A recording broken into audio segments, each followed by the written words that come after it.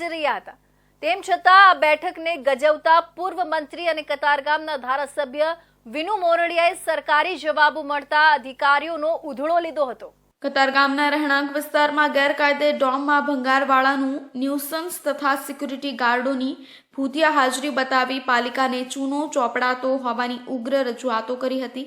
જ્યારે પાળા યોજનાની કામગીરીમાં ઢીલી નીતિ અંગે ધારાસભ્ય પૂર્ણેશ મોદીએ કામગીરી ઝડપી પૂર્ણ કરવા રજૂઆત કરી હતી।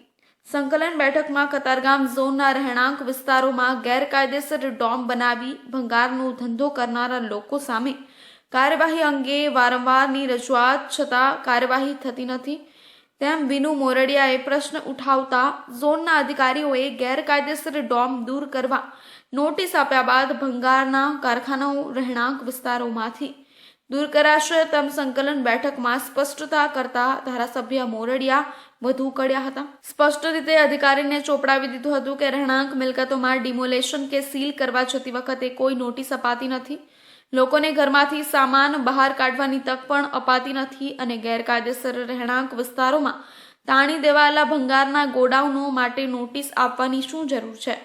તેમણે ઝોન તરફથી લેખિત પ્રશ્નના ખોટા જવાબો અપાતા હોવાના મુદ્દે પણ ઉગ્ર વલણ દાખવ્યું હતું। પોતાના મત વિસ્તારમાં વોર્ડ ઓફિસ, વાંચનાલય, શાંતિકુંજમાં સિક્યુરિટી મૂકવા બાબતના પ્રશ્નમાં વિભાગ તરફથી ખોટો જવાબ અપાયો હતો। કતારગામ વિસ્તારની અંદર રેસિડન્ટ વિસ્તારમાં ભંગારના ગોડાઉનો અથવા તો ભંગારની દુકાનો એને તાત્કાલિક બંધ કરવી જોઈએ, એના માટેની મારી રજૂઆત હતી। અધિકારીઓને જાણ હોવા છતાં એ દુકાનો કેમ ચાલુ રાખવામાં આવી? રેસિડન્ટ વિસ્તારમાં તકલીફ પડતી હોય, એની અંદરથી આવનારા લોકો એ પોતાનું આઈડેન્ટિટી ન હોય અને આવીને મહિનો, 2 મહિના, 15 દિવસ કરીને જતા રહેતા હોય, જ્યારે એવી કોઈ ઘટના બને ત્યારે પોલીસને પણ એને શોધવામાં તકલીફ પડતી હોય છે। જેથી લઈને આને બંધ કરવા જોઈએ એ મારી રજૂઆત હતી અને એને કીધું કે ભાઈ 7 દિવસમાં અમે નોટિસ આપીએ છીએ। નોટિસ એના માટે ભંગારની દુકાનોને નોટિસ શું આપવાની હોય? એને તાત્કાલિક એને બંધ જ કરવાના હોય, જેથી કરીને તકલીફ ન પડે। આ તકલીફ જ્યારે પડે છે ત્યારે લોકો, સ્થાનિક લોકો હોય એને હાલાકીનો સામનો કરવો પડતો છે। એ મારી એક રજૂઆત હતી।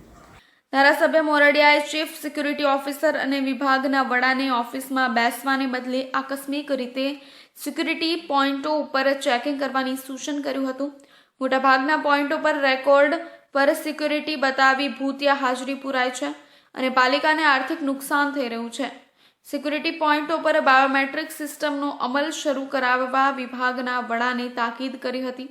જ્યારે સફાઈના મુદ્દે ઝોન તરફથી રજૂ કરાયેલી રોડની યાદી બાબતે પણ ધારાસભ્ય મોરડિયા નારાજગી વ્યક્ત કરી હતી।